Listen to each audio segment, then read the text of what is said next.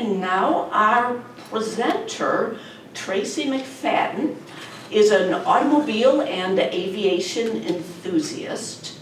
His love of cars began at age 15 when he and his father opened their own auto parts and recycling center. And he worked his way through college by repairing cars and selling auto parts and scrap steel. After graduating from Michigan State University, he joined the Air Force, where he flew C-130 transport aircraft in the first Gulf War in the Air Force Reserves. And then he was hired as a pilot by American Airlines, where he remained for 31 years until his retirement in 2019. He is currently Vice President of the Fox Valley Electric Automobile Association. And with him is Jeff Miller, the President of the Fox Valley Electric Auto Association. And he's also an electrician, so he brought along some toys to show everybody. And welcome, Tracy and Jeff.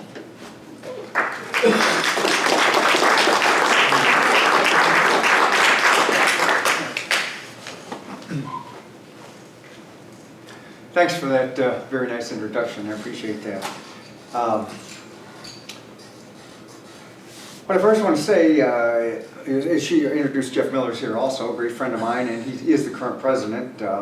Later in the presentation, at the end, Jeff will be demonstrating what he has in front of him and explaining in more detail the different charging cords that are available. And he'll also help me field questions that you have after the presentation. Let me first start by just saying electric vehicles are my passion. I spend endless hours studying them every single day. And you can just ask my wife. I drive her nuts continuously. For this presentation, I only use the most reputable sources and the latest stuff. So if you would like to know some of the sources I get it from, let me know after the presentation if you'd like to see them. Now, I'm not a car salesman, and I'm not here to try to sell you any vehicle. It's just that I love electric vehicles, and I also care deeply about the environment. My wife does tell people at parties, however, she's like, don't ask Tracy about electric vehicles because he won't stop talking about it. So it's kind of true. So this is going to be a 3-hour presentation with no breaks. If you need to go to the bathroom, you may want to do that. No, just kidding. So tonight I just want to pique your curiosity and maybe help you learn more about EVs and maybe prompt you to consider purchasing one in the future. Working here, yes, okay. These are the items I want to focus on today. For a little fun, I'm just going to start out with testing your EV knowledge. Studies show that lack of familiarity and understanding is the biggest barrier to EV adoption. Then I'll go into more detail by discussing the benefits of owning an electric vehicle, types of electric vehicles, how they work, the batteries, and how to charge them, and finally, how to purchase an EV.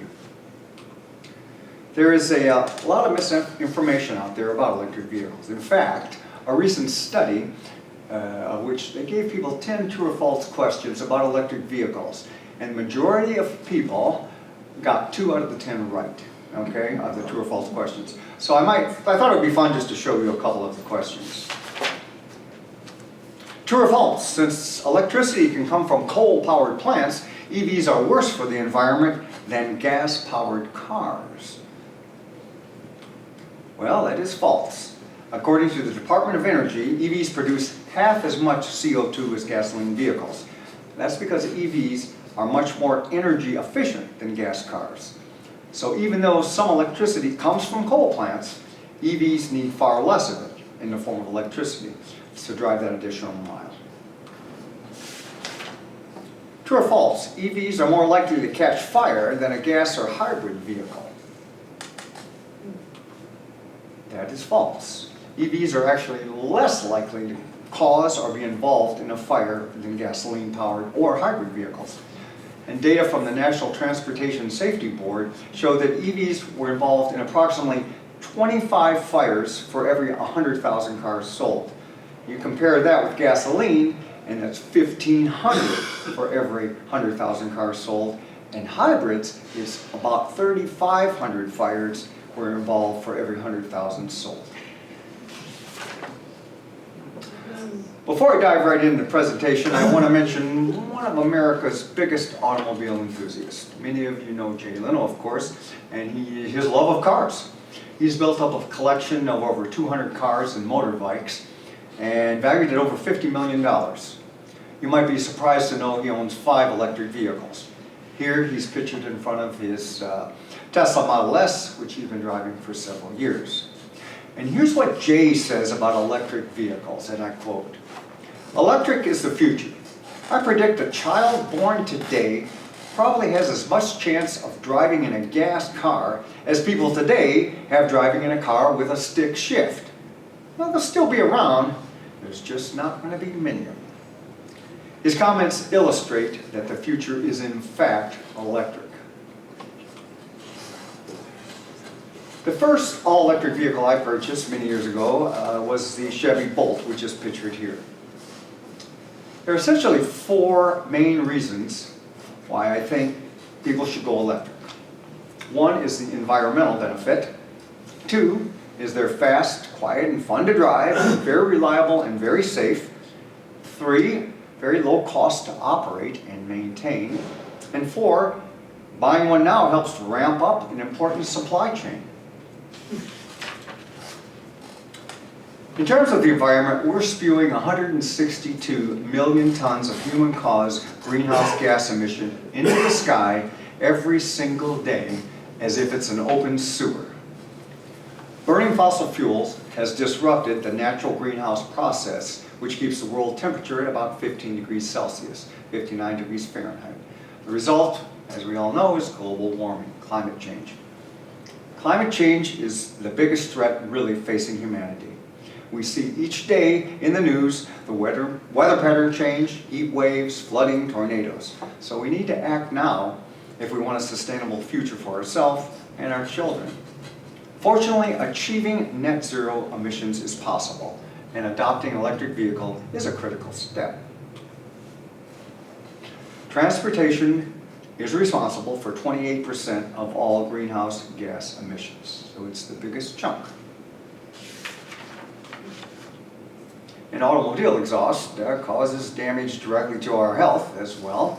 Carbon monoxide, nitrous oxide, and hydrocarbons are all very poisonous gases that lead to many health problems such as asthma, allergies, cancer. And furthermore, particulate matter, or soot, that comes from diesel exhaust, once you inhale that, it remains in your body forever.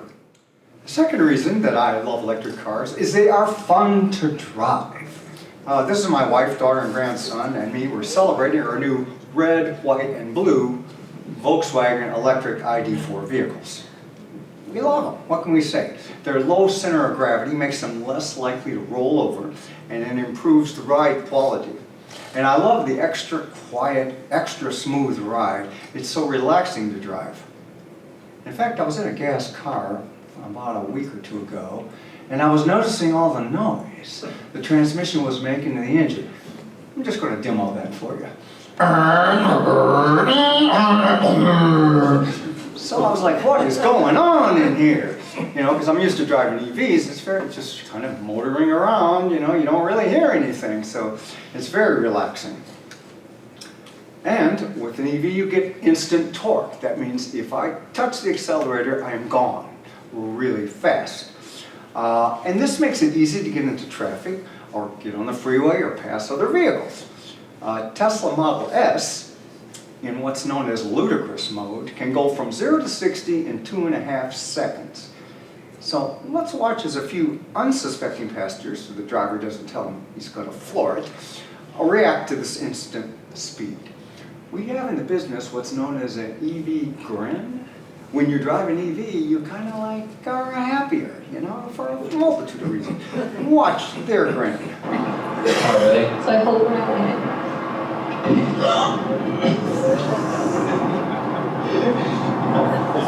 What is she doing? Oh my god! Oh my god! My stomach is like, I'm gonna reach in this car. And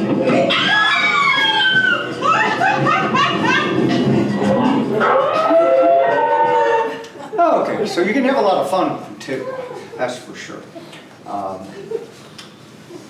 Now, the third reason about EVs that I love so much is that you save money. Who doesn't like to do that?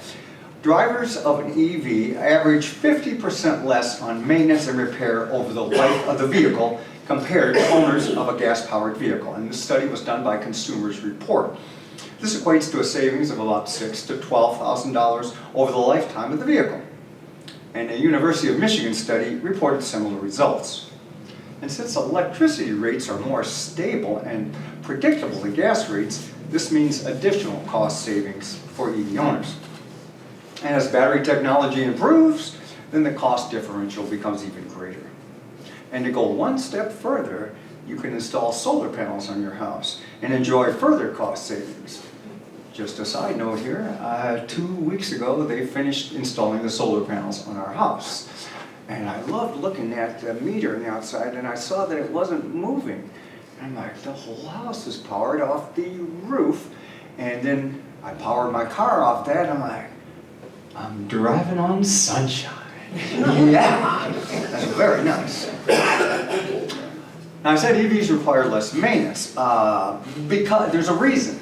A traditional ICE or internal combustion engine drivetrain has approximately 2,000 moving parts compared to an electric vehicle drivetrain, which has approximately 20 moving parts. So you can imagine that's a lot less need for repair or maintenance. I love it when I tell people sometimes they'll just, oh yeah, they talk about your car, of which I might do. Yeah, I don't do oil changes. And I know this is strange, but people react like, are you okay? And I'm like, no, there's no engine. I don't change the oil. And people are amazed at that. And I don't know, I'm not sure exactly why, but maybe you're so used to getting oil changed. But also, you don't need to change the fan belt, and the engine air filter, and the timing belt, and the head gaskets, the cylinder heads, the spark plugs, the muffler system, transmission fluid. Am I making the point here? You don't have to do any of that. You just kind of drive like you're driving your phone. But I'll get to that a little later. Anyways, it's much simpler. Speaking of fuel efficiency, I did find one vehicle in my research that didn't burn any fuel, and it didn't even use battery power. It's got a real retro look to it though, but you might like it.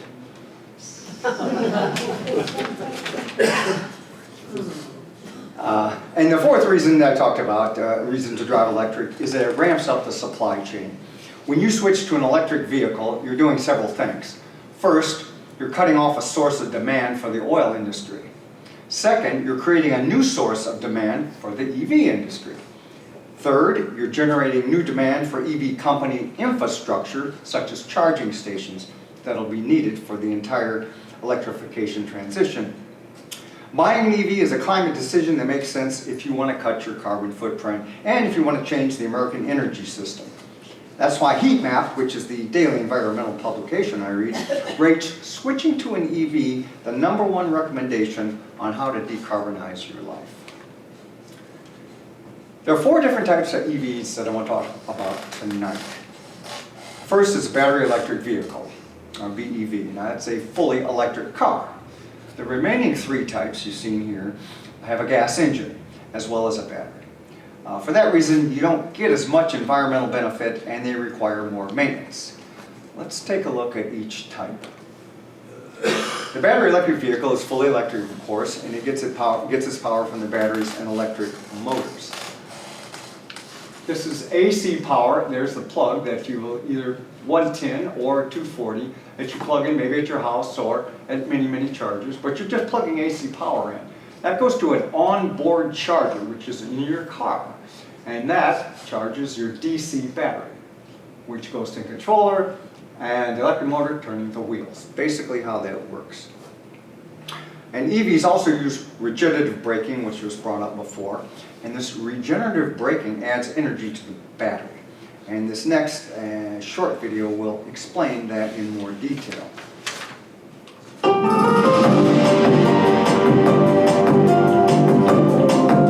Regenerative braking is the recovery of kinetic energy during braking. Vehicles with a combustion engine, a majority of the kinetic energy is converted during friction braking into heat and emitted unused into the environment. Hybrid or electric vehicles can use the electric motor to recuperate at least a portion of the kinetic energy for reuse.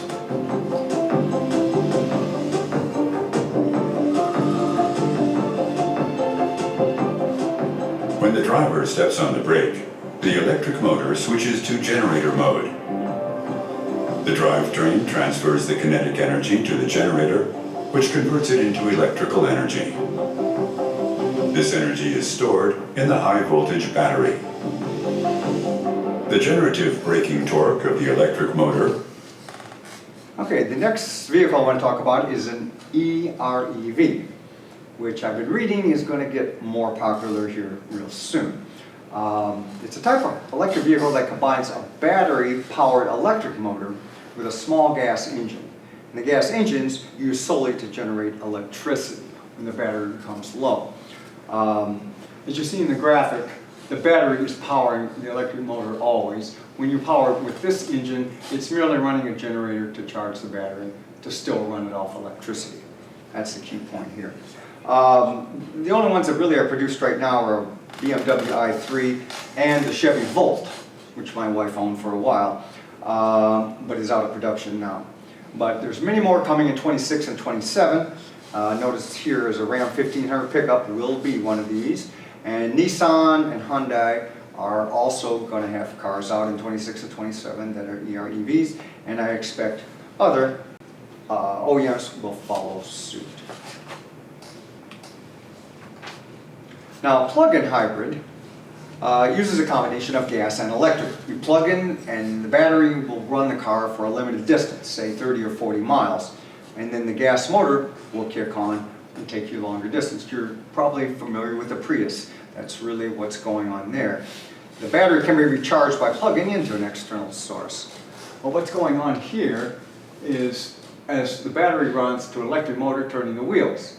But when you run out of battery, you're now going to burn gas and run a gasoline engine. So you have two sources of propulsion. And there's a lot of them for available like this for sale in the US now. I prefer purely electric cars because in today's world of longer ranges on electric cars, I don't see the need for this.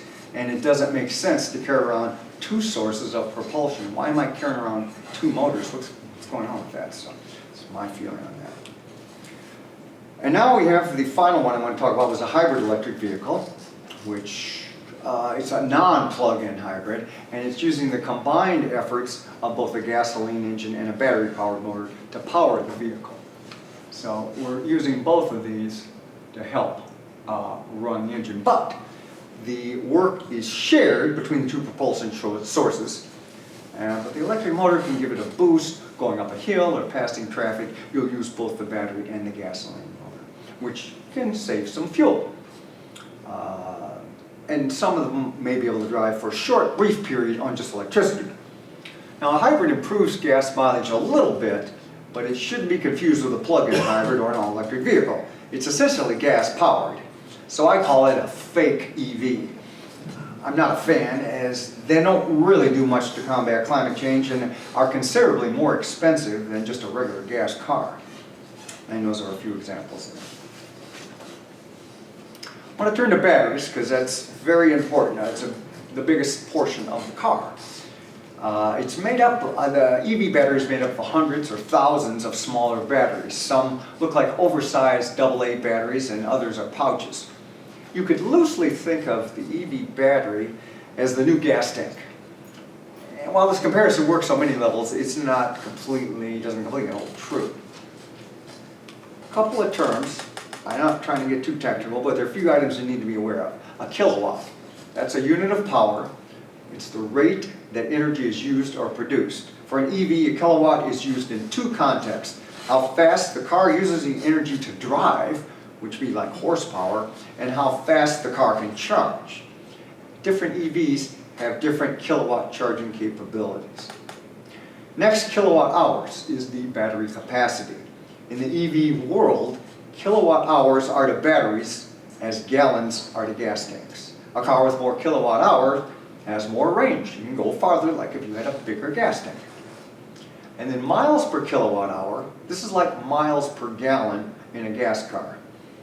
An electric vehicle, the miles per kilowatt hour figure tells us how many miles a car will go on 1 kilowatt hour unit of electricity.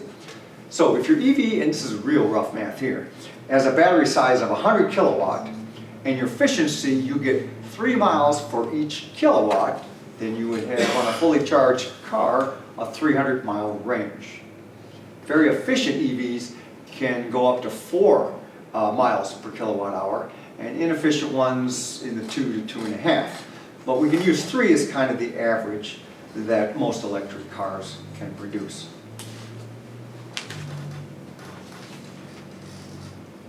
I want to take just a closer look at how an EV battery works. This is just a short video, but keep in mind, this is put out by a nickel company.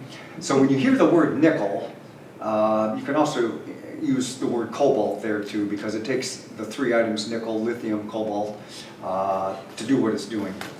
So we'll watch this, give you an idea of just how the battery works. Nickel, the hidden metal in the battery. A lithium-ion battery is made up of a cathode, anode, electrolyte, separator, and 2 current collectors. When charging, lithium ions move from the cathode, which contains nickel, to the anode. When discharging, the anode releases lithium ions to the cathode, generating electric current. The reason so many electric vehicles are powered by nickel-containing batteries is because the metal delivers the highest possible capacity, with increased power and energy density, whilst being highly cost-effective. This allows the battery to be smaller and lighter, contributing to a longer drive range. In fact, nickel is the cornerstone metal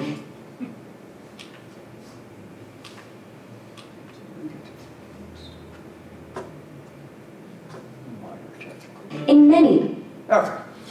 The 2 most common types of EV batteries composition are lithium iron phosphate, or LFP, and lithium nickel cobalt based, or NMC. There are others, like solid state batteries, and there are many batteries that are being worked on today that hopefully we'll see in the next 5 years. But, so I just want to focus on these 2, the advantages and disadvantages, which you can read there. The use of LFP battery has advantages of being cheaper to source and build, and they don't rely on precious metals like cobalt and nickel, which have a negative environmental impact, and also, you've probably heard they raise ethical concerns in their mining. So going to LFP is a good idea. Less than 10% of the cars in the US and Europe use LFP. Cars in the US today that have it are the Mustang, the Kia EV5, and the Tesla Model 3. But General Motors has made a $16 million investment in developing the next generation LFP chemistry, but they don't use it yet. LFP production and adoption is primarily located in China, where 2/3 of the EV sales use this chemistry in 2023.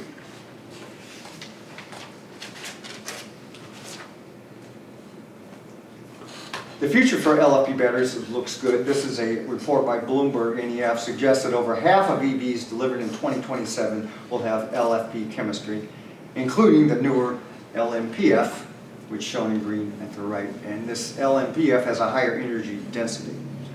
So if you add those 2 together, you're seeing how we're transitioning to this type of battery. So that's good news on the future.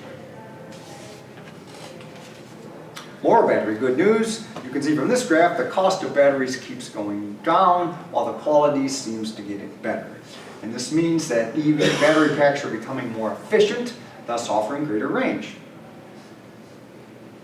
Speaking of range, this graph shows how EV range has increased over the last decade. And you can expect range to continue to increase as there are improvements in batteries. So this is the median and the max. So you're seeing how it used to be up to 2015, and then it made a nice jump. And so we're here, and we've got max ranges up to 500 miles of range and a median of 270. So we're really going in the right direction. This question comes up a lot. Geotab, which is a major company that studies this, they studied 5,000 EVs that spent a cumulative 1.5 million days on the road.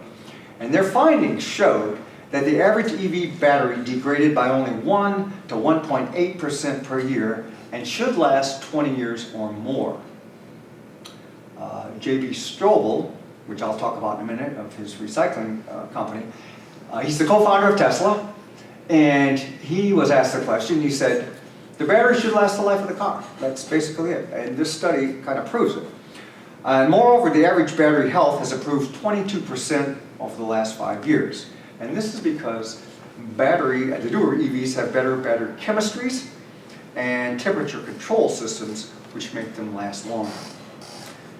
And as I was reading this week, because I read every day the latest news, and this one was just released by the US Department of Energy, concluded that batteries have, in fact, grown more reliable in recent years. Replacement rates due to failure, and this is the study, said that were well under 1% for cars from model years 2016 on, okay? And then it said that most of those would have been covered by the manufacturer's warranty anyways. EV batteries are required by law to be guaranteed for 8 years or 100,000 miles. And some companies, they guarantee them 10. But and people say, oh, that's not long enough. Well, you understand, your car that you just bought is guaranteed for 36,000 miles. Do you think at 36,000 miles, the car is going to stop? And so when you think of 100,000 miles in an EV car, it's not going to stop running, it just keeps going. That's why they're going to guarantee it, that they're going to pay, otherwise, trying to be positive about that. Batteries last a long time, nothing to worry about. Now, how do we recycle them? Talked about J.B. Strobel, the co-founder of Tesla. He founded Redwood Materials, which is the largest recycler of EV batteries in the United States. He's got major centers in Nevada and South Carolina. Redwood estimates that it recovers more than 95% of the metals, including nickel, cobalt, lithium, and copper, from the end-of-life batteries. In turn, Redwood resells the material components to battery makers like Panasonic. Redwood Materials also has a partnership with Ford to develop a closed-loop or circular supply chain for electric vehicle batteries, from the raw materials all the way to recycling. And partners in this already are BMW, Rolls-Royce, Mini, Volkswagen, Volvo, and Amazon.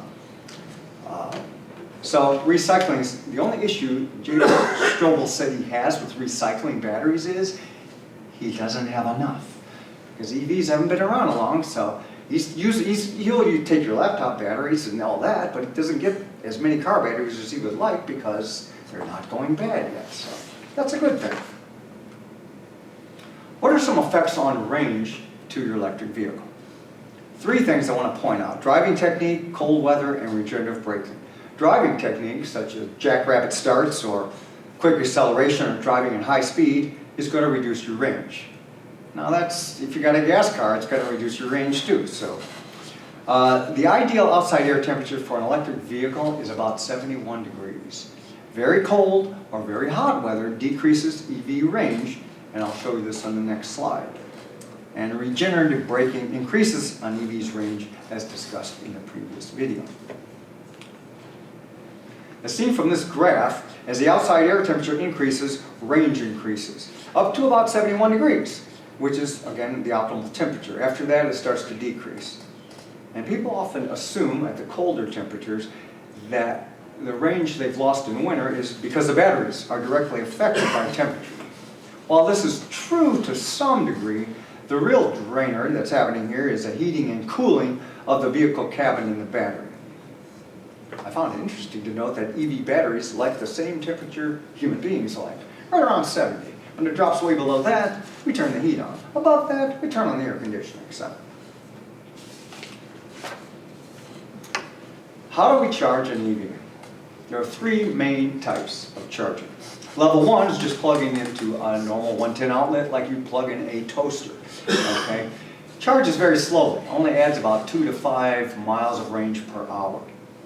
Level 2 is what most people install in their garages and what you'll find at most public charging stations. Level 2 can add from 10 to 30 miles of range per hour depending on your EV and its onboard charger. You've probably seen them in a Walgreens or the Jewel parking lot.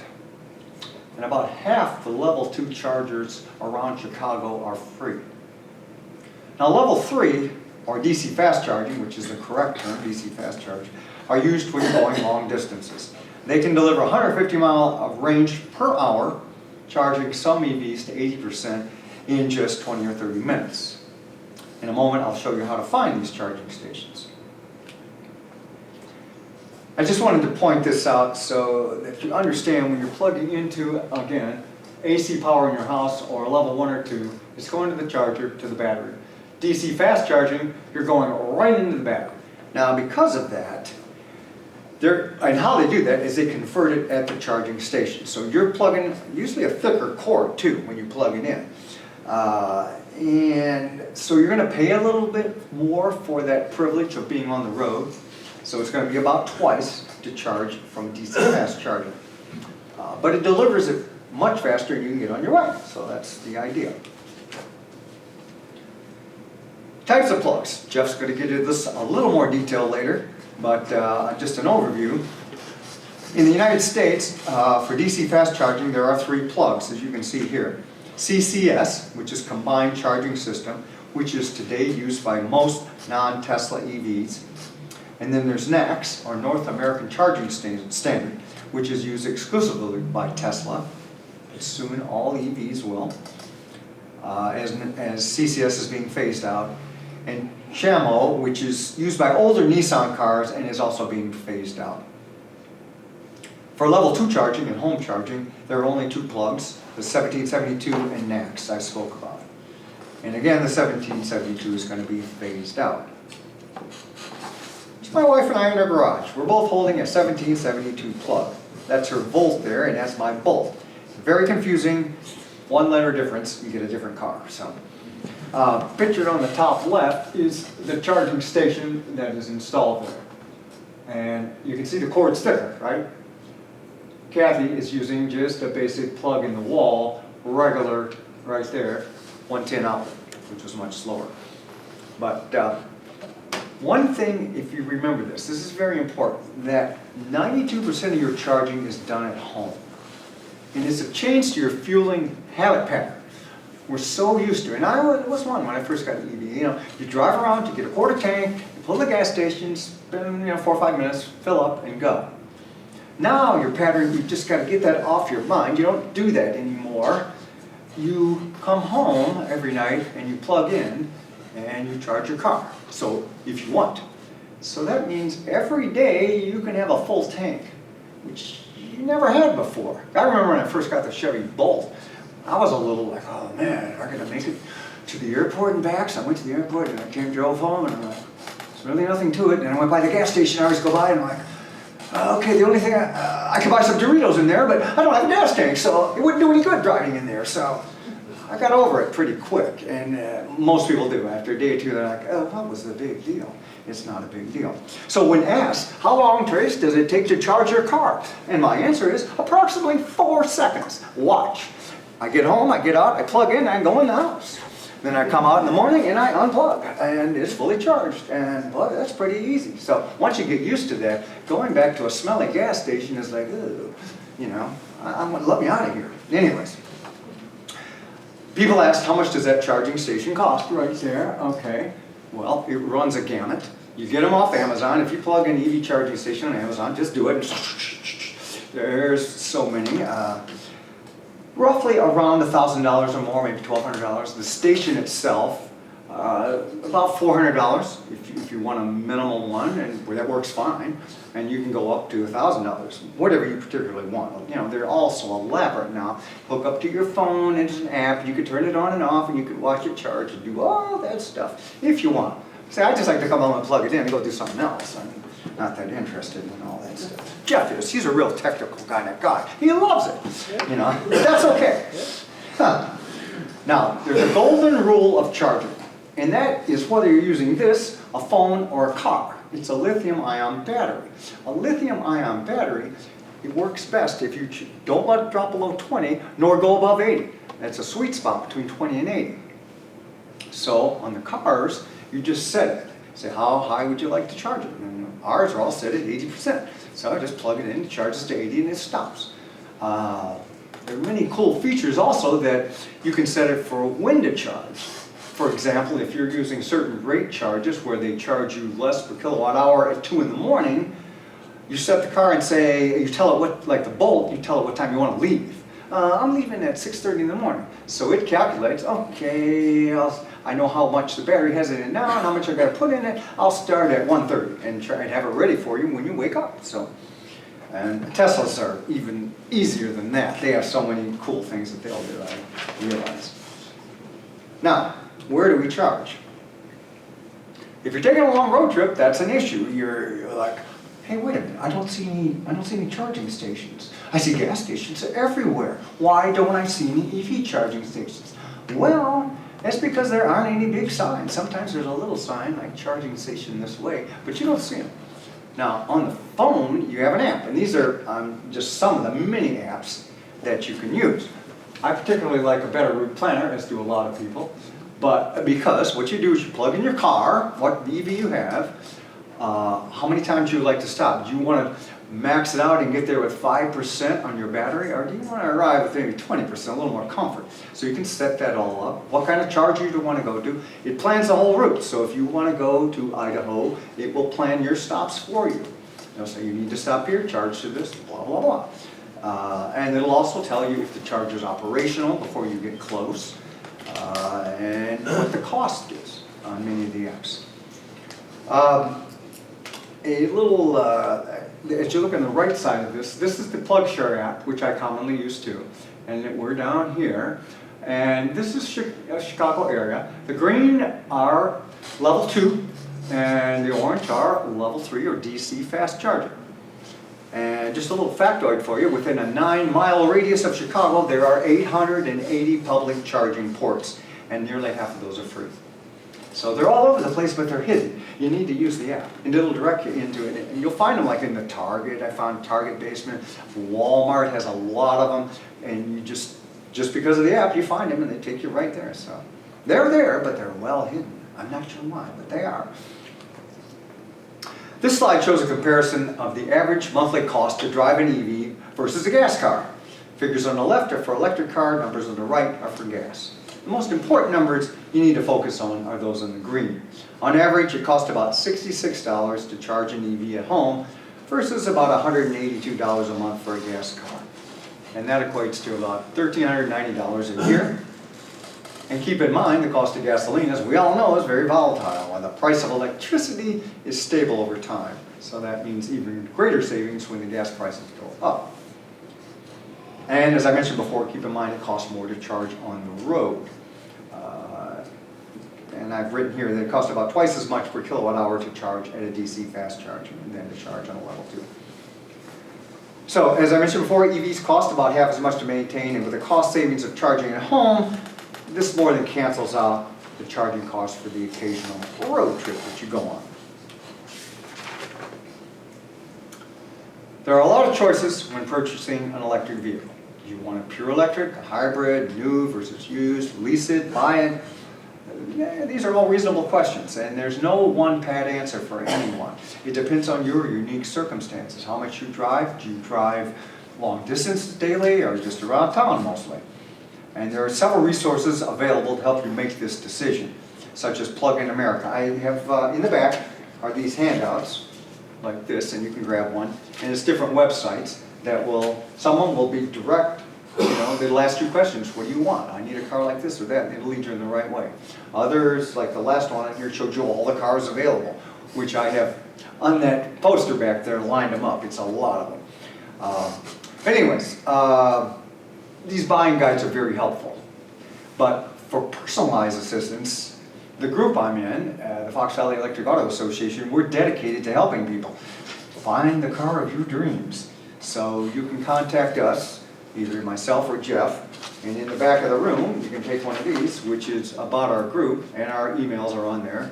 And we're glad to help you. I love the hunt, I just got a car for a woman last week, she said, what you want? I go, I'm gonna find it. And I found it, and she went and bought it. She's a happy camper. So I'm like, that's our joy, you know, because we study this so much and most people don't. So I understand it, you know, it takes a lot of work, but we love it. And also, we have a meeting the third Friday of every month in Geneva at the Unitarian Church is where we meet.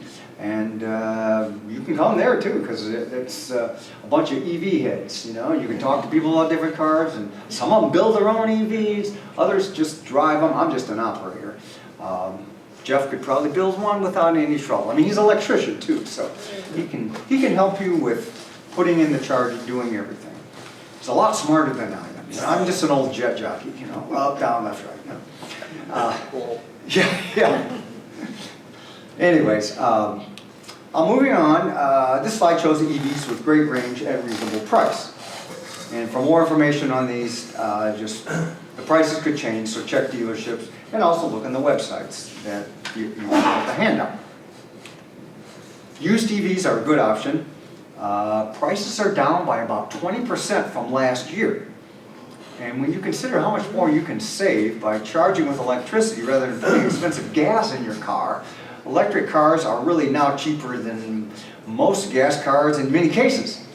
And also consider this, that the used EV today is going to be significantly newer than the average used gas car, because EVs only started reaching significant sales volume rather recently. And so the average age of a used EV is about 2.7 years, compared to the average age of a gas car is about 4.5 years. So there are plenty of cars out there. And you may qualify for tax credits. As you may know, it's a $7,500 credit if you buy a new plug-in electric vehicle. And what's nice recently is the dealership now takes it right off the MSRP at the dealership. You don't have to file your taxes in a form and all that. Very convenient. And similarly, if you buy a used EV, you may be eligible for a tax credit or discount from the dealership. You can only go to 30% of the value up to a maximum of $4,000. And if you lease, you get a really good deal. They take the $7,500 off the leasing, and many cars are under the lease. It's kind of a lease loophole where not as many cars are given the $7,500 tax credit because the materials have to be made in America. That was part of the Inflation Reduction Act. So that's kind of been inspirational because Kia is now moving a factory over here, as is Hyundai, Polestar, Volkswagen, so they're moving their factories here, so you will get the $7,500 off. But there's a list on one of these sites that will tell you which one is. I think it's on there. If not, you can easily pull it up. What cars are eligible for $7,500 off, and it'll pop it up. And finally, the state of Illinois offers $4,000 rebate on a new EV. Our funding's very limited on that, I'll be totally honest with you. So you want to apply for that as early as you can. You can also get rebates for charging stations. Naperville, 500, Batavia, 500. It's a credit back on your electric bill. And that's for an EV charging station and the equipment to put it in, etc. And ComEd is now offering $3,700 off the purchase of home charging equipment for its customers as well. But there are a few restrictions, and you must sign up for an hourly rate plan for 3 years, as well as some income restrictions. And then the federal government has a rebate on a home charge of 30% and on the installation of $2,000. But you've got to qualify as low income or live in a non-urban area. In summary, you should consider purchasing an EV because they are better for your environment and your health. They're less expensive to own and maintain, and they're more efficient and fun to drive. And the fact that 92% of your charging is done at home and the infrastructure of charging is growing rapidly, now is the time. EV battery composition is also moving away from precious metals, so this is a good thing. And finally, I wanted to add that according to data from Recurrent Auto, who studies this stuff, even though EV sales have slowed a bit, EVs are still on track to comprise 50% of U.S. car sales by 2030. And the International Energy Agency supports this forecast. This concludes my formal presentation. There's so many things I could discuss, and I brought some books in the back with common questions that you're welcome to look at. And I'm going to now turn it over to Jeff Miller to discuss these EV plugs, and after that you can ask questions of Jeff and I. Take it away, Jeff. Thank you, Tracy.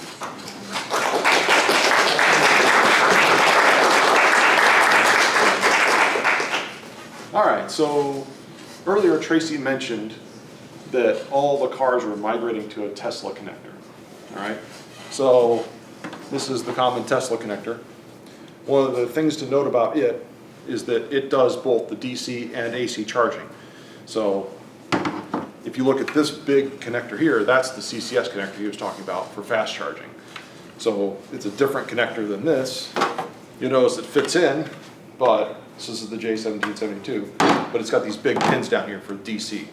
So Tesla has basically a switching device inside the car that when you plug this in, it tells it which way to go. So it'll direct to the battery pack, or it'll connect to the charger that converts the AC to DC. Now, and then this is the receptacle for a CHAdeMO. So this is what you'd see in a Leaf or something like that. Tesla for a while made a converter so you could plug into CHAdeMO with your Tesla. And this is a CCS to Tesla adapter is what this is. So when I'm traveling around with my Tesla, I keep this in my center console. It fits from there very nicely, for one thing. The second thing is, one time I was in the middle of Wisconsin, and the front had frozen shut, and that's where this adapter was, which was quite unfortunate because I needed a charge. So fortunately I had this in the center console, which is the J1772, which is, I have 4 of these at my house, and you just plug that on and plug in Tesla. So generally speaking, if you have one of these and you drive a Tesla, you're good. If you have one of these and you drive every other car right now, you're good. So these things will be very popular. They're very inexpensive, like $50 or whatever. So very handy. I tend to have a couple of them in my car at all times because you may forget it or something. So, and then as far as charging everything else, like when you're at houses or places you're visiting, you can kind of get, this is Tesla's universal kit. It's very compact, it's very nice. Other companies are starting to do the same thing. The ends are removable, so you can pull this end off. This is the pretty standard NEMA 1450. So it's a 50 amp outlet like you'd find behind a range. And here's the old 50 amp outlet you'd find behind a range. And see, these are the pretty standard dryer outlets. So if you happen to be, your dryer's near your garage, or if somebody you're visiting, the dryer's near the garage, just kind of shimmy the dryer out and unplug it and plug this in and have at it. There's some specialty equipment on the market. Actually, my cousin uses it. He rents a condo, but it's got a dryer right by the garage.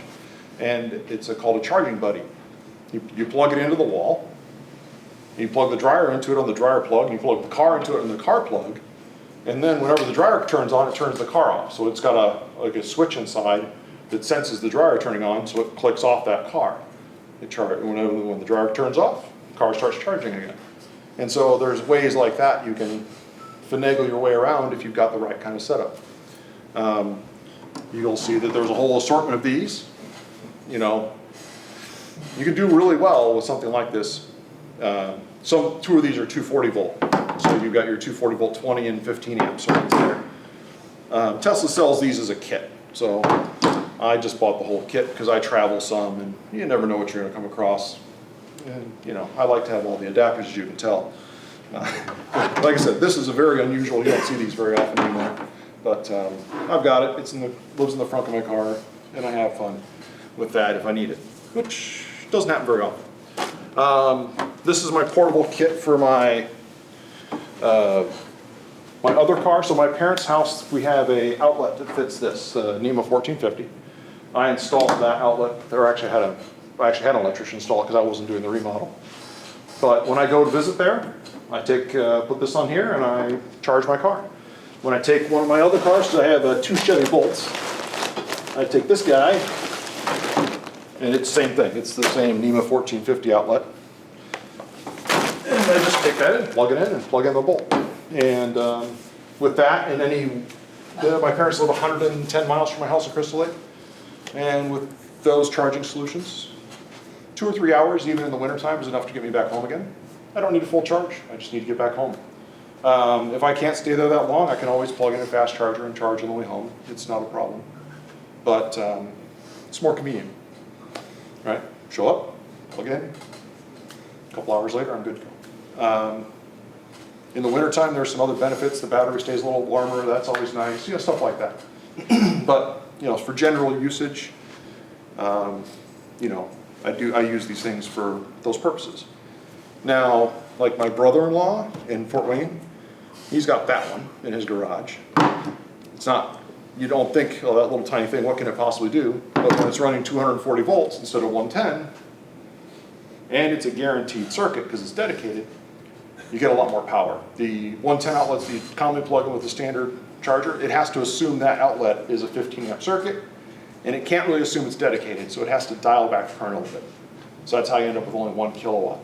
But when you're plugging in something like this, now all of a sudden you're getting 3 kilowatts. 3 kilowatts is a whole lot better than 1.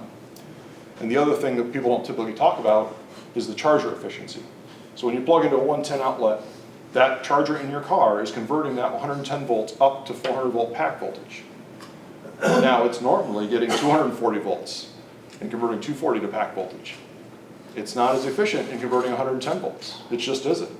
So your efficiency is only about 70%. So all the kilowatt hours coming through the meter, so if this is what you live on, all the kilowatt hours coming through your meter, you're only getting about 70% of them into your car.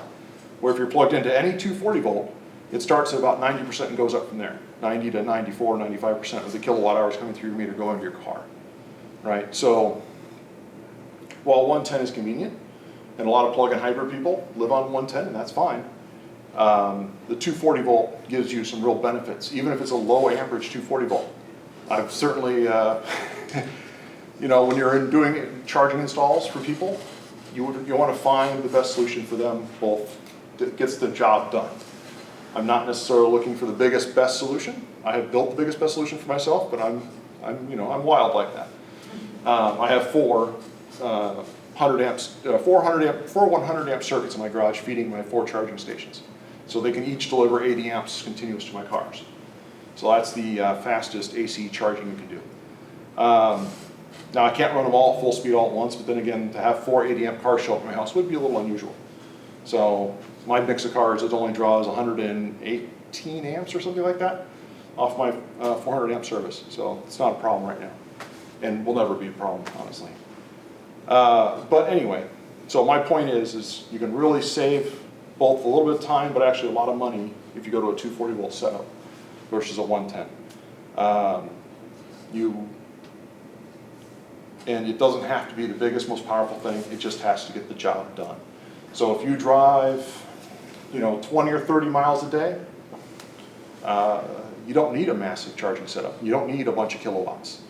You need enough to recover that 20 or 30 miles in any conditions. Mind you, winter time is a lot harder because you got to be able to heat that battery pack up and get it going again, get it charging.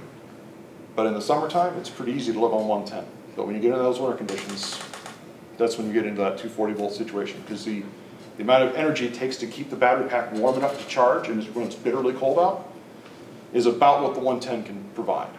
So you get into a situation where you're providing energy in at a rate that's just enough to keep it hot, warm enough to charge, but only deliver a very small amount beyond that. So that's my kind of spiel on 240 volt. You save some money for the same amount of driving, and you get to have a little more consistent, a little better experience in the wintertime. And that's actually pretty important in my opinion. But once you get to that point, as long as this gets the job done, and to me, one of the other ways to look at it is if you take your car on a trip, you go out of town, you come back on a Sunday night, you plug in the car. You get back home, 10 o'clock, whatever time you get home, right? And the next day you've got to leave at 6 a.m. to go to work, right? So whatever that window is, I never get back home past midnight, whatever the case may be, right? And I've got to leave for work at 6. Okay, well then you have 6 hours. During that 6 hours, you've got to have enough capacity to charge that car up to a comfortable state of charge for the next day's commute, right? Whatever that may be. And I know I've helped people with these situations, right? It's like, okay, this system delivers 5 kilowatts to your car. And they have that, they go out of town on the weekends a lot, they come home, they plug the car in, the next morning they leave early, but it's got more than enough energy to drive back to work. It doesn't have 80%, it's not full, but it's got more than enough to make that round trip back and forth to work without any problems at all. It's got up to like 60% or something like that. They have a Kia EV9. Get back home, plug it back in. The next day it's back to 80%. Again, back to business as usual. But that meets the need. And it met the need at a cost far, far lower than doing all the crazy stuff like I did at my house. Service upgrades and all that good stuff. So you might ask yourself, why in the world did you do all that? Well, at the time, the costs for the hourly pricing deals were pretty good. Overnight in the summertime, the price used to be negative. They used to give you the electricity for free. All you had to do was pay for it to get to your house. In fact, sometimes they'd pay you to take it. And so I would see a pretty significant difference on the bill between, you know, what I would pay if I was paying the standard flat rate and what I was paying when I was paying on the actual real-time pricing. Now, there's differing opinions on that. When I got solar, I looked at the situation and decided I was looking at my own personal usage, my energy usage, and versus my bill versus the flat rate. And I was getting to the point where it just kept creeping closer and closer to that flat rate price. And that was with managing the air conditioning, turning it off when the prices were the highest, and all those kinds of things. And I work from home, so I decided I didn't like being hot and sweaty in the afternoon or in the evening. And it just wasn't for me anymore. If you have a house that's highly insulated and very well shaded, and there's a lot of different things like that, or you have batteries, maybe there's some scenarios there. I know people who run solar, and they love it because they're selling back when the prices are the highest, and they like that market dynamic. I don't like the risk. We have no cap on our hourly pricing risk. So whatever the price is, that's what you're paying for that hour. A couple years ago, when Texas had that whole shenanigan with people freezing in Texas, our prices here also went way up. You know, $2 or $3 a kilowatt hour, which is not as high as it went in Texas, but it was still pretty high. And I looked at my kids and I'm like, if I was still on the real-time pricing, I'd be sitting in the dark right now. And I'm not excited about that. So I went back to the basic electric rate for comment. But again, you know, everybody has their own dynamics, markets. If you have a battery setup, maybe that's working for you. So, okay. That sort of covers what I wanted to talk about generally speaking. Do you guys have any questions about all the different things or charging rates or anything at all. anything at all? Absolutely. Well, I don't have a question, Okay. but all of that was very confusing. I apologize. And it sounds like, I just bought an EV last month, the Cool. first EV, Okay. and I got a Cadillac Lyriq. Oh, very good. And, He's from Detroit. but anyway, good to be from I want to just say that it's not hard. No. It was very easy to get the level 2 charger installed in the garage. And, you know. You really don't need any of these. No, you don't need You any don't of need this. any of that stuff there. This is all optional if you wanted, if you're motivated like myself, or some people have some of these things existing in their house and they put them to use. Yeah, So if and, you have that, you can put it to use straight away. you know, and some of the like GM is giving you, they'll give you a $1,500 credit to have a level 2 charger installed, or you could get 2 years of free charging out and about. The city of Batavia here, they give you a $500 credit for your level 2 charger. And so there's a lot of incentives out there too to, you know, that it's not going to cost you that much to have it. So my level 2 charger didn't cost me anything because that $1,500 credit paid for it. And now I'm going to get a $500 credit from the city of Batavia. So, and you know, I just plug it in when I get home, like Tracy said, just plug it in when you get home. Next Yeah, I morning think you go that's- out and you get a that's the full takeaway. charge and. That's the key Ready to go. takeaway. It's not that complicated. It's not. It's not really complicated at simple. all. And Yeah, it's just, yes, Do you know what percentage of all the vehicles on the road are EVs? right In this now. country, the US. Oh, in this country, is it Yeah. 5%? Is it 5%? Is that where we're at? We're about there. Jeff's saying 5%. I don't know the number right offhand, to be honest. They want to get up to 50, yeah. Yeah. And how many- you know how many are laying unsold in these car lots? I'm just asking the question. No, that's fine. That's fine. Yeah, It climbs what up it here. is if you look at a curve, the rate is just, the rate has went down, but not the race to making, or selling the EVs. So that's Woodley's side. The rate of increase has gone Right, down, so right. instead, it was climbing like this, now it's climbing like that. It's still going up, the rate, each number year sold. Well, per year is I going up. asked you, the manufacturer of these things, you know, but the mining and all that, yeah, it doesn't do any more pollution than anything else does over there. However, it's the peripheral stuff, you know, the things that kill the birds, the poison pools of arsenic that kill the birds of these copper mining companies that they go out of business. Like an Anaconda Copper. Aerial America said that. There was, you know, they went out of business in 1982, and Aerial America did this program in 2005. Migratory flock of birds landed on a pool of water that was left over. Next morning, they're all dead. They found a pool of arsenic there. Which I think is. Upside, Right. there's microbes that treat cancer.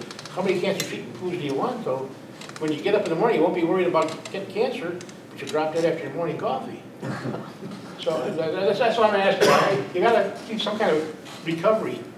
Well, I think the way to think about that is, you know, the regulations and so forth around mining and everything else weren't particularly strict in the 60s and 50s, right? And the time when that was done, and the people who did that are probably long since gone out of business and so on. Yeah, but they still use dilute sulfuric acid to separate the copper mineral from the copper ore. So Right, but yeah, there's still going to be something left over that converts this. so the thing is there's not that much more copper in an electric car than there is in a regular gas car. And they've said that copper is going to, they're going to need more copper mined now that's reminding all the history of mining.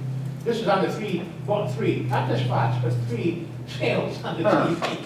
Yeah, well, you know, MSNBC, CNBC, the guy was interviewing the same thing, so that's right. so the good news is that, you know, over time we get more environmental regulations and we do smarter things, And I right? agree, we're gonna go to electric. I know it's gonna happen, I just don't know if we should charge into it so fast that, you know, you wind up going off the edge of a cliff all of a sudden. You know, the thing is, what you're talking about is we're in a market-driven economy, right?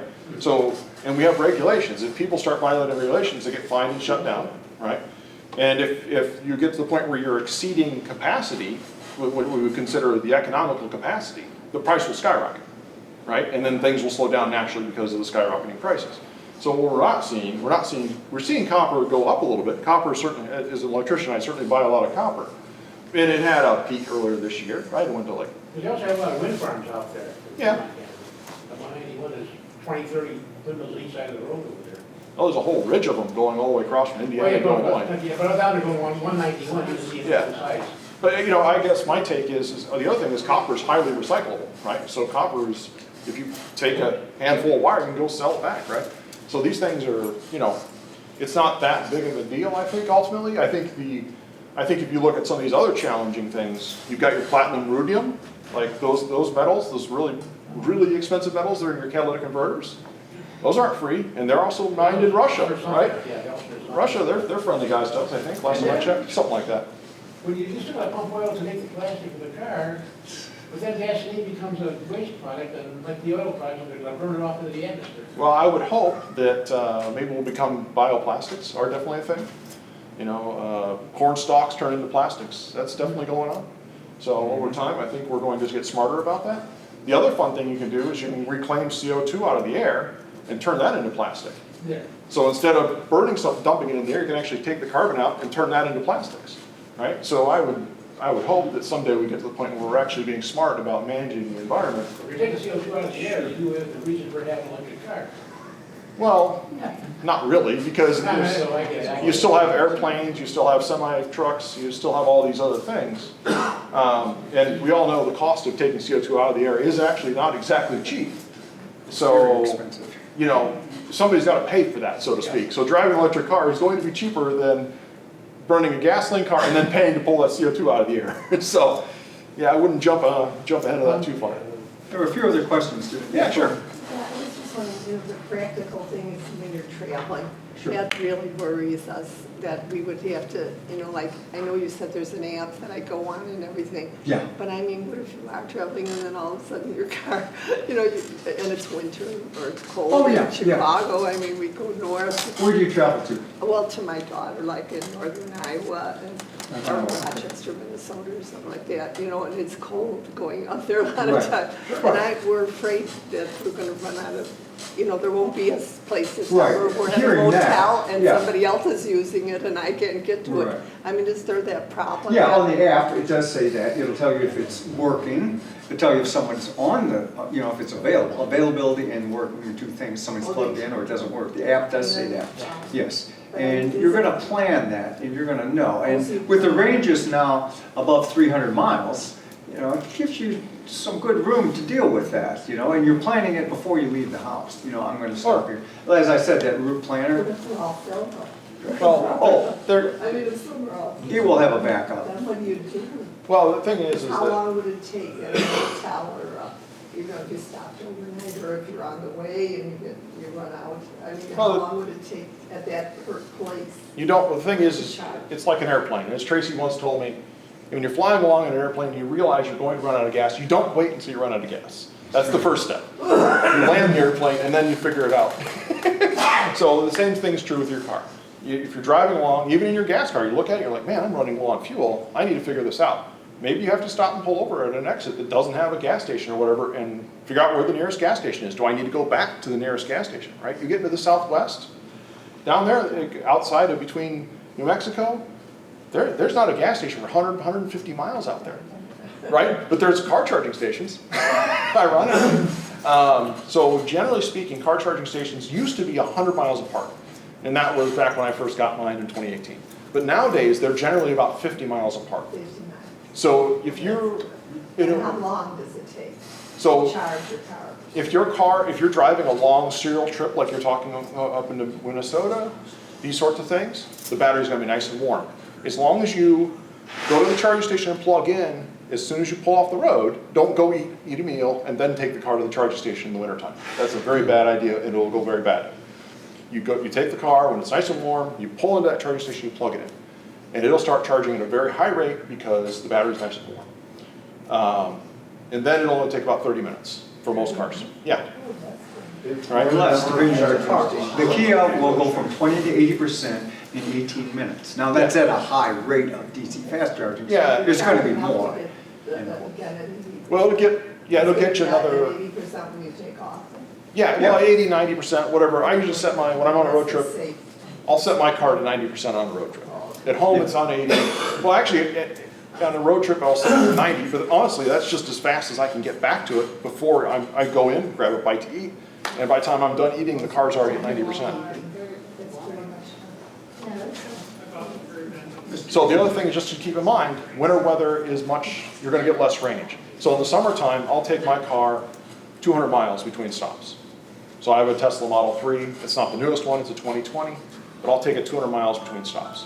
In the wintertime, I was saying how charging stations are 50 miles apart. In the wintertime, I'm gonna stop every 100 miles. Yeah, because in that range, I won't be eating a full meal because it's only 100 miles and I haven't had enough time to get hungry again. I like to eat a lot. But I will stop at 100 miles, I'll take a short break, I'll charge the car. It won't take very long because it's warm. The battery's nice and warm because it was only charged 100 miles ago. And you're not going very high because you don't have to go up to 80 or 90% because as the farther up you go, the slower the charging gets, right? So you're taking advantage of that high speed down up to 60% or so, 60, 70%. You drive another 100 miles, you get there with 20%, charge up. So it's a different strategy depending on the weather. It's an interesting concept that I didn't mention, but the charging curve. It charges fast to get to 80%, and now it starts slowing down the rate of charge. Now, you can think of this, it's fun to explain to me easy. Imagine you're at a stadium, a huge stadium, and nobody has parked there yet, and you came early to the game. Easy to find a parking spot, right? You can move around, go wherever you want. So imagine as the cars are coming in, electrons are coming in, there's plenty of places to park. But once that stadium is 80% full, you have to kind of jive around and find a place. It's kind of the same for the battery. That's why at 80% that rate slows down. But you can go to 100%, but it's going to take longer. Yeah, going to 100 takes a really long time. You're talking doubling your charge time. I've heard that it's not safe to drive down a dead-end street with an electric car. Why is that? Well, very good question, Jim, because, God, that's a great joke. don't drive down a dead-end street because Oh, you can't remember the punch? I can't, I kind of have a punchline. Crazy. You're gonna have to say it? Because there's no outlet. Yeah. That's a good joke too. Go ahead. God, Tracy. I'm losing it, yeah? Go ahead, I'm sorry. I was just wondering, for a level 2 charger at home, how many amps does that need? Well, like we were talking about earlier, it just depends on what you actually have to get the job done. So you can buy one for various amp ones then? Well, normally what I do is I just buy the charger I like, as long as it's able to set the amperage to whatever you want. A good chunk of the charging stations on the market now can be set in software.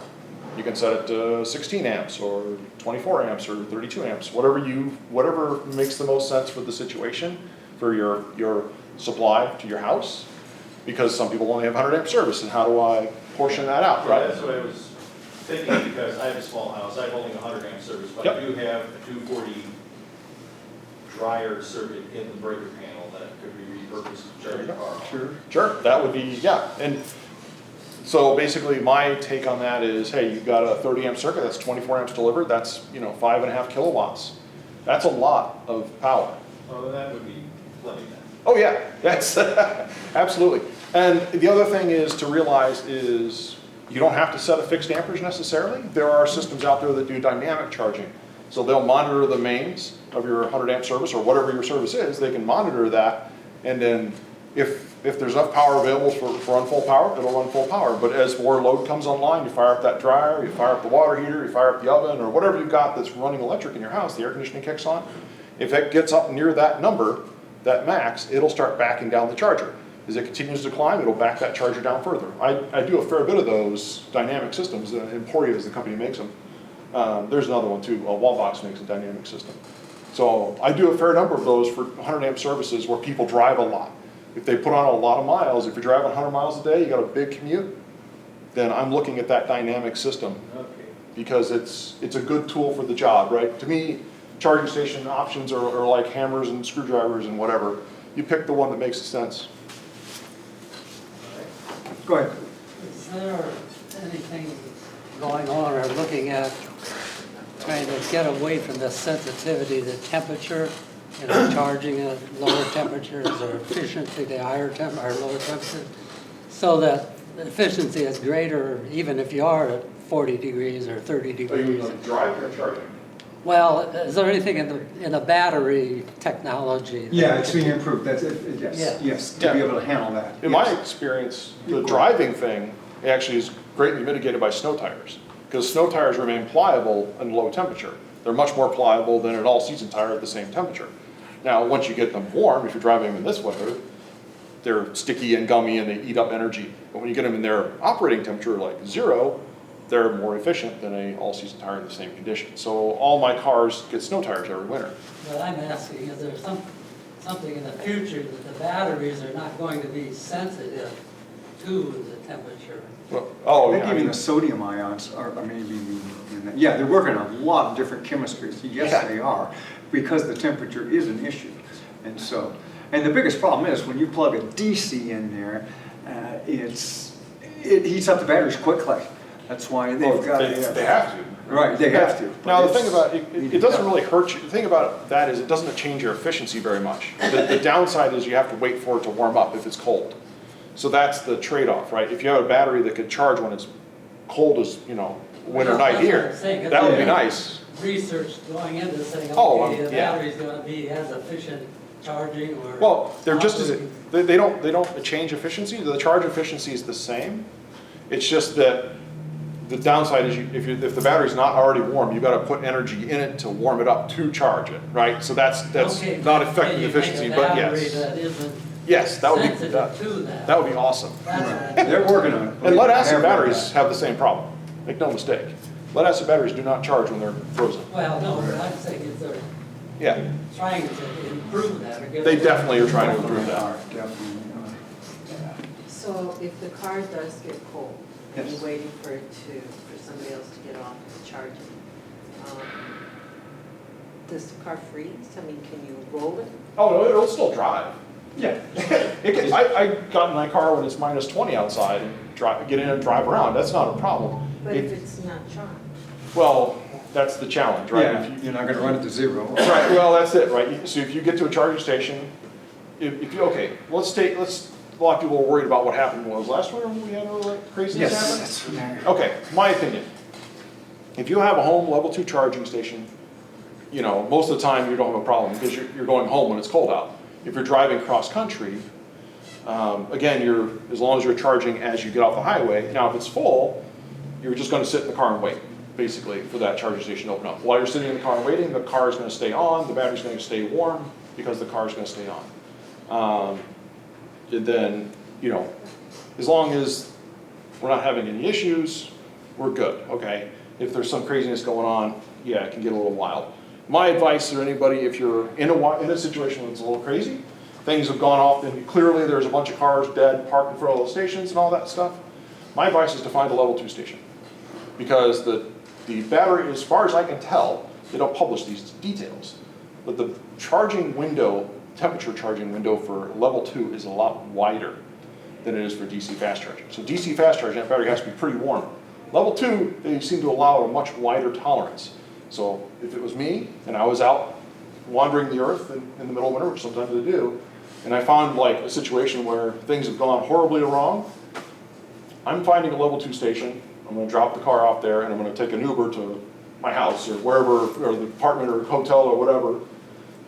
You know, if things have gone that sideways, that's what I would do. I would find a level 2 station. Ideally, I'd find a hotel with a level 2 station. Take it to the hotel, plug it in, go to bed. They made a big deal about this, you know, the famous Chicago meltdown, okay? This was a huge issue in every paper. Yeah. Okay, and I wrote an article in the Sun-Times, which was published explaining the idiocy, not just yes, anyways, explaining what the problem was. Yeah. Because the problem was, a lot of these were Tesla cars used by Uber drivers who really have no understanding at all of the battery or the fact that it was cold. Yes, it was cold. And so they would pull their car up, and they're just used to every day the same thing. Plug it in at the fast charger, it cranks up, they pull it out and they go. Now they plug it in, and it's not charging. They're like, what the heck, it's not up to temperature. They don't understand that it has to heat the battery to the correct temperature, then it's gonna pump the power. So they would pull it out and go, the charger doesn't work. They drive to the next one, that doesn't work. So you've got all this chaos. Now, let's have a look at Minneapolis, Norway, New York, everywhere else where it's cold, and they weren't having the problem. Well, so I'm like, well, okay, and they've done analysis of this. Mostly the problem was the Uber drivers not knowing how to operate an electric car, because they're doing it in Minneapolis, which is cold all the time, in Norway, they know what they're doing. And so that was the issue, not that electric cars weren't able to handle the situation. Because, and my wife Kathy will now say, oh, I was just gonna say, that was the day that we had gone on a trip, and we were coming home that day, and we went to the airport, and our car was sitting in the parking lot at the airport for days, and we got in and drove off, and it was not a problem. right, it was the same day, and we'd been gone a week, and we had to get the snow off it. And yeah, we didn't have a blower. Press on, drive home, not a big deal, so it's nothing to be afraid of. Yeah. It was overblown and out to lunch. My suggestion, if you're doing a road trip like that and you're spending the night somewhere that doesn't have charging, which happens, my suggestion, especially in the winter, is to have at least 50% in the battery when you stop, when you pull in for the night. Because that gives the battery enough time for your drive the next morning, right? So you're going to drive an hour, or at least a half an hour to an hour to that next charging station, and that half an hour to an hour is enough time for that battery to get back up to temperature to charge. So if you have more than 50, great, but at least 50%. And when you get in that car in the morning, most of them are going to say, you don't have 50% anymore. It's going to show you like 35. Whoa, don't freak out. Basically, the battery's really cold, and when it's cold, the internal resistance is higher. As it starts to warm up, it'll regain a lot of that capacity, ironically. It's depending on the car, not all of them will show that. It depends on how the car shows the information to you. Some hide that. So just be gentle with it. If the car is really cold, the battery's going to be really cold, it's not going to perform well. It's not going to respond well if you decide to try to accelerate really hard on the interstate. And that's true of gas cars too. Right. They don't like the cold. Gas cars don't like the cold. The battery, the most of the calls in the winter are for gas cars. They're not for electric cars. That's for sure. That is a fact. So I haven't used it yet, but on Caddy, it has what's called a precondition button, and you can precondition the battery while you're driving if you're going to be stopping at a DC fast charge. Right. Definitely good idea. Precondition the battery while you're driving, and when you get to the DC fast charge, the battery is ready. Right, that is optimum, so you'll be there less time. You want to start that about half an hour, is that what they say? Yeah. Yeah, half an hour is about So right. that'll warm your battery up? Yep, it'll heat the Warm it battery or up. cool it? I guess. No, it'll warm it up. It'll warm it up. Warm it? In the Tesla app, it'll actually shows you what the battery heater turns on. There's a spot on the app that actually shows the battery heater. The Tesla Model 3s, when you pull into the charging station and plug them in and they start charging, I'm used to the old, when I got my first cars, it was the Model S. And when you plug those in and start charging, they would turn on the air conditioner and they'd start cooling the battery, trying to keep it at that 70 degrees. But what's happened, what Tesla's realized over the years, and there's been a lot of research papers outside of Tesla on this topic, is what you really want is to raise the battery temperature up a whole lot, charge it really fast, and then cool it back down as soon as possible. And so if you're driving, get back on the highway immediately, you won't even necessarily notice the cooling cycle happening. Because when I get on the highway, you know, you got all this air rushing through the radiator at 80 miles an hour, or not 80 hopefully, but 70 miles an hour, and 80 if you've overcharged. And you know, it cools the car down really rapidly, you don't notice it. But if you were, say, to charge it and then decide you want to go somewhere else to eat lunch because the charging station didn't have any food options, which happens sometimes, you drive, you know, half a mile and you park in the restaurant parking lot, you get out and the car's going, because it's cooling the battery back down. It's getting rid of all that heat it dumped in the battery because it doesn't want to hold it that high temperature. Holding a battery at a high temperature is bad, but charging it at a very high temperature very quickly is actually, they found to be good for the battery by comparison to the other options. I think the key point here is you're making is, you don't have to do anything, the car will take care of it. The car, but it, So, which, you don't have to be overly concerned about. unless you have, like the Teslas, when you tell it you're going to a charging station, it knows. does the preheating, but your car apparently you have to manually tell it to do it. You can manually do it. I don't know if it has an automatic. Okay, yeah, it may have, right, because the car manufacturer's getting smart about this. Yeah. Question? Well, just a comment. So so just my background, I'm actually a mechanical engineer and I'm designing and developing commercial electric vehicles. So we're running full semis at 55,000 pounds. I've driven them, all that with fully electric. So just my background, but just to your comment, a lot of the apps, like Tesla does it, like if you program that go to a supercharger, it knows how far that supercharger is, or fast charger, and it will automatically start that. You know, you get the bacon strips on it, right? Yep. So you get the bacon strips, so it's pre-conditioning the battery to do a fast charge. So the Cadillac, I'm pretty sure, if you program where you're going and you go to a fast charger, it will automatically precondition the battery for when you get there. It should. Or you can manually do it via your phone. In 30 minutes. Anyway. They're very smart about that. Yeah. Because my old Chevy Bolts, they don't do that at all. They don't have any mechanism for doing it. And so like if you're driving hundreds of miles in a Chevy Bolt, which I'm not a fan of, especially in the wintertime, it's rough, right? Because that first stop, really slow. That second stop, still pretty slow. You finally get to the third stop and the charging rate's starting to get up to its maximum of 55, which isn't very fast in the investment case, but. The newer ones are all different. They're better. Yeah, but that's why I said 216 on. If you're looking, solved a lot of. Well, but if you're looking at a Bolt for the if you want to use one, yeah. Bolts are very inexpensive.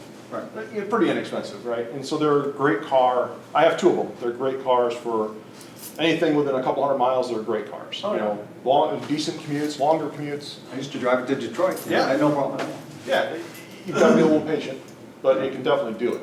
So I would happily drive if I had to pick a singular vehicle. They're super cheap to operate. You know, a Bolt's a really good option. Yes. It's not the best option, but For the price, you can't beat it. for money, I mean, if you're considering the dollars, the operating costs, and everything else, it's really 20,000, good. 22,000 or less. A lot less, yeah. Yeah. And remember, most of them got new battery packs, so they reset the battery pack warranty. So even if you have a 2017, it's got a new battery warranty probably starting in 2021. So 8 years from 2021 is 2029. So hell of a guarantee. Yeah, that's not bad. So. Any other questions? Yes. I have a question regarding the travel pack and the supplies that you were talking about. Sure. You take those if you're going to some place that doesn't have a setup for where you're staying at. Yeah, generally speaking, they can be, if you're really off the beaten path, this connector is pretty common at RV parks. So you can also, So if you're towing a vehicle. well, not even necessarily towing, but if you're way off the beaten path, like national parks and stuff like that, like, you know, I've traveled all over the country, and there's some places there's not a lot of options. And so I keep this kit in my car because there are some places without a lot of options. And you know, if you're just kind of wandering around California or Idaho or wherever, you don't know quite what you're going to do the next day necessarily, and it's good to be able to put together a plan kind of willy-nilly. But you know, I mean, that's if you're, you know, going deep into the backwoods and going hiking or, you know, stuff like that. I've done all that sort of stuff, backpacking out of my Tesla or whatever. So, Kind of as an emergency backup, when I used to have the Volt, the car came with a 110 charger, right? It just comes with it. So in the back of my mind, I knew if everything went bad, I could just pull into somebody's house. You mind if I plug in here for a couple? I mean, that's a last-ditch effort, but it gives you reassurance that you could plug in anywhere and just plug in the 110. It'd be real slow, but at least you'd be charging, and it can get to you maybe to a faster charger. So you're not left out in the cold. I guess that's what I'm saying. I never felt I was going to go to zero, and that was going to happen. I just said, Sure. when you were saying the Uber driver took it out too fast, in other words, you put it, you're supposed to leave it in the car. The battery needed to warm up, and that may take who knows how long. well, the thing is that in the Tesla, at that time, because I didn't have a Tesla. we'll get to that. I'll get to that. So the Teslas at the time, the drivers didn't have app. They couldn't see the app, and the car itself doesn't tell you what's going on. It doesn't tell you on the screen. It doesn't tell you it's preheating the battery or anything. It just shows you zero kilowatts flowing into the battery. So it doesn't give you information you need to make a decision. If you look at the app tells you what's going on, but the car doesn't. So the drivers just get frustrated and pull the thing out, and a lot of times they just drop it in the snow. They should have left it in, and it would have warmed the battery up. And then, but it would take, you know, it can take 20 or 30 minutes to warm the battery up. It was really cold. It was really cold. You know.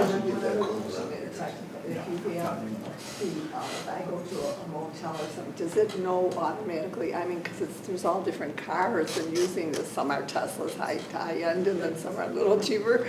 And then, I mean, you put it in there. Yeah. Does it know how to charge your car? So so almost every car except Tesla uses this. They use this same connector. Now, there's 5 pins in here, and one of them is a signaling pin, and it has a square wave on it. Let me just say, it has a square wave on it that defines the amperage of the charger. And then the car does something to that square wave, the charging station turns on. But that square wave tells the car exactly what amperage it can draw, what it's allowed to take. And now we were talking earlier about a dynamic charging station. Remember, the charger is in the car, not in the station. The thing that converts the AC to DC is in the car. So the car has to obey the square wave. So when I was talking about a dynamic charging station, is your load goes up in a house with a bunch of stuff and you've got a dynamic charging station, the station will change that square wave. It'll start adjusting that square wave's duration, basically, and the car will almost immediately respond. Within under a second, you'll see that car start dialing that amperage down to respond to that adjusted square wave. And so that's how it knows, and it is actually dynamic, right? So if that square wave changes, the car obeys it and follows it around. And as it goes back up, it takes a little longer to go back up. It approaches that with a little bit of caution, but within a minute or so, it's back up to that higher rate. There's no problem with, like you were showing at the beginning, that there were different types, and some are gonna go out, and No, the Tesla has all its stations. the Tesla has for the old ones, there's a But it's still standard. yeah, because it still has 5 pins. It's just a simple wired through connector. That's it. And I don't have one with me, but they sell an adapter to take the Tesla stations, which are common and usually free, and connect it and turn it into one of these. So you have a Tesla receptacle, and one of those you plug into your car, and then you plug the Tesla connector into one of these. So that's actually something else you might see around. If you have one of those cars, you're doing a lot of road trips and hotels, I would encourage you to grab one of those. They're about $80 or so. But if you're spending a lot of time in hotels, I would grab one. Because Tesla gave away charging stations to hotels, lots of them, and continue to do so. And so you can pull up the hotel, grab that connector, plug it in, boom. So they would give away one J1772, and then they give away like 2 or 3 Teslas. So you pull into a hotel and it's got, 3 Teslas and one J1772. It's like, oh man, that one J1772 is highly sought after in a lot of cases. But if you have the adapter, then you can just plug your Mustang Mach-E or whatever it is into that Tesla. It's getting easier and easier and easier. Yeah, and as we talked about, new cars are going to, everything's going to the Tesla connector. That there will still be a lot. They're standardizing that just like for less electrical waste? Landfills, just kind of like they went to USB-C? It's VHS versus Well, I think really somebody had to win. what happened, I'll be honest with you, what I think happened, and what I've seen, what I've heard, is that the CEO of Ford was driving in his Mach-E, and his kids were in the back seat, and they're like, what do you mean we can't charge at that charging station that has all the open ports? It was a Tesla station, and his Mach-E, of course, did not accept the Tesla station. And this is the CEO of Ford. And he was like, my kids have a point. And get Elon on the horn. And from what I understand, he got Elon on the horn and he made a deal. I don't know what that deal looked like, but he made a deal. And because now everybody remembers Dieselgate, right? Most of us here probably remember Dieselgate when Volkswagen did naughty things. And one of their way of taking care of that was to start Electrify America. Electrify America, he had it on the slide earlier. They're a large charging station system that has this CCS connector. And because Volkswagens and all the other vehicles use that same connector. So everyone was kind of hoping that Electrify America would do a good job. They did a reasonably good job of building out the stations. They were kind of like 5 years behind Tesla, but they had the main routes across the country covered. And they had them covered at about 100-mile increments, like we're talking about. And so they'd made that mark, right? They made it that point. The bad news is they weren't keeping up on the maintenance. If the cable would break, if something would go wrong, it would take them a long time to fix it. Now, I personally will speculate that's because they were using an outside companies providing the equipment. So anytime something breaks, they've got to file a ticket with the company, and they're trying to get it fixed under warranty. Contractor and all, Yeah, and it's a headache, right? If anybody's ever called your computer manufacturer or your appliance manufacturer trying to get someone out to service the thing, you know how it is. It takes a week or two. So that whole thing was, as he said, the Dieselgate thing with Volkswagen, they were required to give the United States $2.1 billion. And in that $2.1 billion, it was to be used for EV education and EV charging stations. So they built them all across the United States. And the Volkswagen that we own, when I first bought it, you have unlimited free charging. So, and I knew people that would buy the Volkswagens that, I'm driving to Los Angeles because it cost absolutely zero, and they would drive back. And then they limited it to half an hour. They limited it half hour at the one time, so you wouldn't stay there too long. And now they give you 500 kilowatts, so it's changed because so many people were loving that. They're like, unlimited charging for life. It was 3 years. 3 years. 3 years, I'm sorry. Yeah, 3 years. That's a pretty good deal. Because you can drive everywhere. But those stations are all over the country now, and it makes it easy. I've driven to Tennessee, to other places. I just look for Electrify America. Right, and that was working, but the problem is they didn't keep up with the maintenance, and people got the impression that they were unreliable. And to some degree they were, right? And as soon as you, like you're talking about, people lose faith. And they're like, is this charging station going to be online? The Tesla stations are pretty good, generally speaking, because they build their own stations. Their early stations were just a stack of the chargers that were in their cars, stacked up and then wired up into the vehicles, right? So they were able to just rip out these parts and replace them because they owned the whole stack. They owned everything. And so if something breaks, they show up, they pull out the part, they put a new one in. They don't have to squabble about warranty or any of that silliness. And so that simplifies their logistics. And so generally speaking, their stations are a little more reliable. For those who have electric cars and are going to go to the Tesla stations, just remember the Teslas are shared network. So when you pull up, it's either 2 or 4 stations sharing a single charger, effectively, where the Electrify Americas are all dedicated, so your 150 kilowatts is your 150 kilowatts. You pull up to a Tesla 250 kilowatt station, that's gonna have four pedestals connected to it. You may get 250 if you're the only one on that pack of 4, or you may get 50 or 70, right? So there's some differences in how those two things operate. And because the Tesla model gives you a lot more plugs for the same investment, it looks really good when you show up there and there's 8 stations and only 2 are in use, right? That looks great. In the Electrify America model, that would be both of them are in use and there's nothing to plug into. So you can definitely make the argument, yeah, this is a lot better. And considering the cable is what usually goes wrong, it's a way better solution in that regard. So Tesla made some smart decisions, and they're reaping the rewards for being smart about how they implemented that. Okay. Do you have anything else you need to wrap up? Or? No, I think that's fine. Okay. Thank you. Thank you. Thank you for inviting me. Okay, thank you so much for coming. I hope you had time to get some of your questions answered. Please take a moment to fill out our survey before you leave and let us know what else you would like to see us do here at the library. And on behalf of the library, thank you so much for coming out. We hope to see you again.